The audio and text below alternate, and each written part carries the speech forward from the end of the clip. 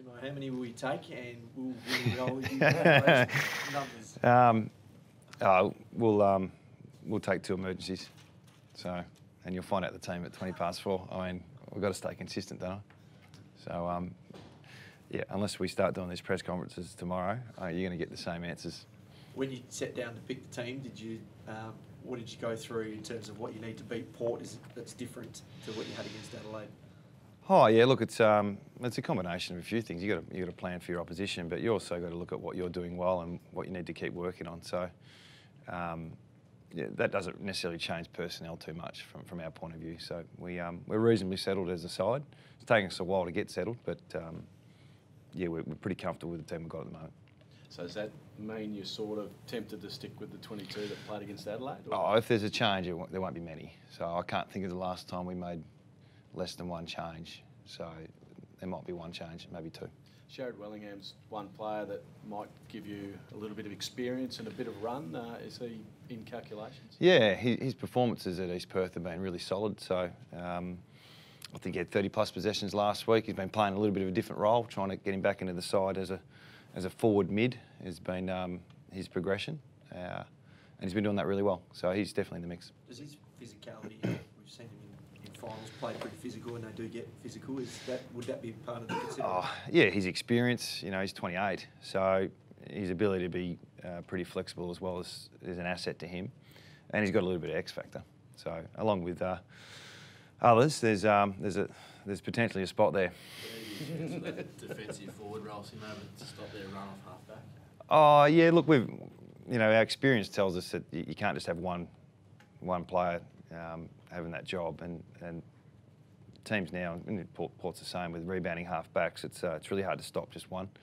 So we thought we handled it pretty well against Adelaide last week, and the same challenges will be there this week. You know, we know we're massive underdogs and our backs against the wall, but all that goes out the window in finals. With Paddy Reiner, do you tell your mids to almost ruck to him, try and figure out where he's going to kick? Because he's pretty much putting it wherever he wants. He is putting it where he wants. Yeah, he's done that last time when we played him, actually in Adelaide as well.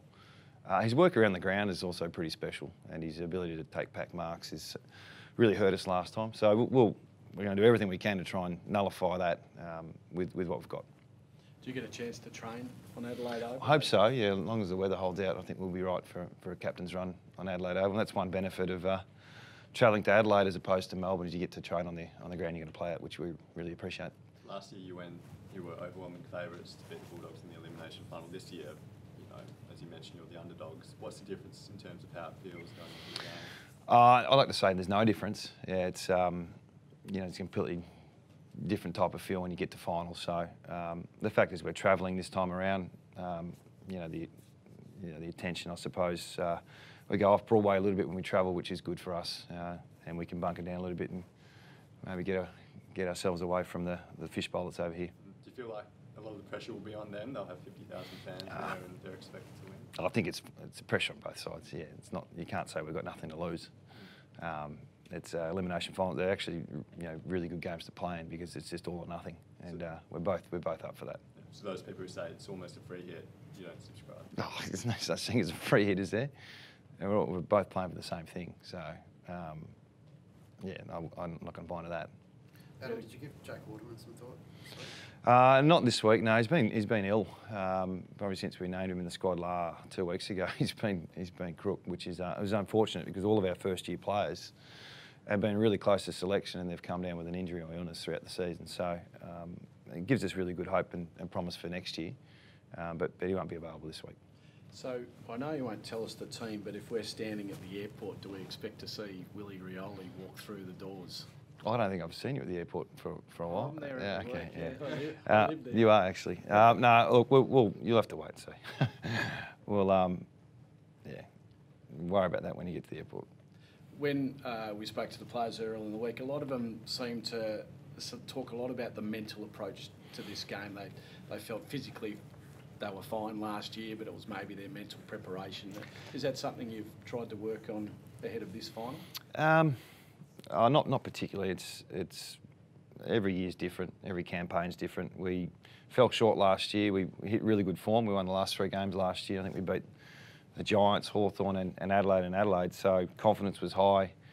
You know, we won 16 games last year and we fell short in that final, and the Bulldogs obviously went on to win the premiership.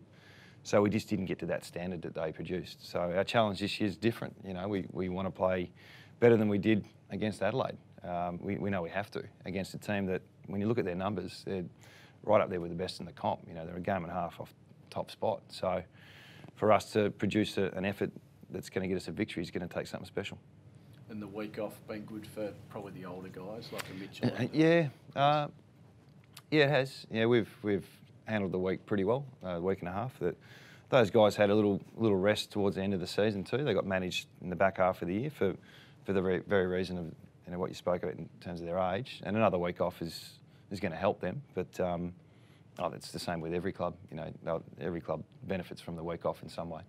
No Jonas, I think, for Port Adelaide. And there's a bit of talk that may be their weakness, and that's a strength obviously with Kennedy. Does that change your game plan? Get it into Kennedy more often than you have been? I'm pretty sure that's our game plan. It's been that for a while. I mean, our challenge is to spread the load. You know, it's we can't rely on one player, and we're working really hard on that.